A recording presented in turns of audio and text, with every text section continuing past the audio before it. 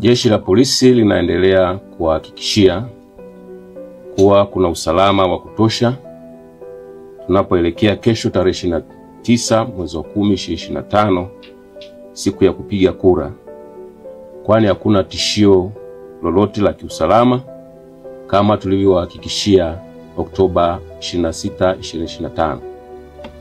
Aidha, ningependa kuwatahadharisha kuwa kuna kikundi cha watu baada ya kuona wameshindwa kuvuruga amani ya nchi yetu, wameunda kikundi cha vijana ambao wanaandaa picha mjongeo na taarifa mbalimbali za matukio yaliyotokea siku za nyuma ambayo yalishashughulikiwa na mengine ya kutunga ili yasambaze kwenye mitandao ya kijamii yaonekane yametokea kipindi hiki au muda mfupi uliopita. Mkiona taarifa kama hizo kwenye mitandao ya kijamii na baadhi ya vyombo vingine vya habari vilivyoandaliwa na watu hao wenye nia ovu na amani ya taifa letu, mtambue kuwa ni za uongo, uzushi na za kutaka kutuchonganisha na kutugombanisha. Wapo pia walioandaliwa kama ambavyo baadhi wameshajitokeza kuzungumza na kutoa taarifa zenye tungo tata zenye kutaka kuleta taharuki. Pia wanakusanya matukio ambayo yalitokea nchi nyingine na kuyatengeneza kwa kuyawekea sauti zenye lafudhi ya Kiswahili ili yaonekane yametokea nchini mwetu na wakati huu muhimu tunapoelekea kupiga kura kesho.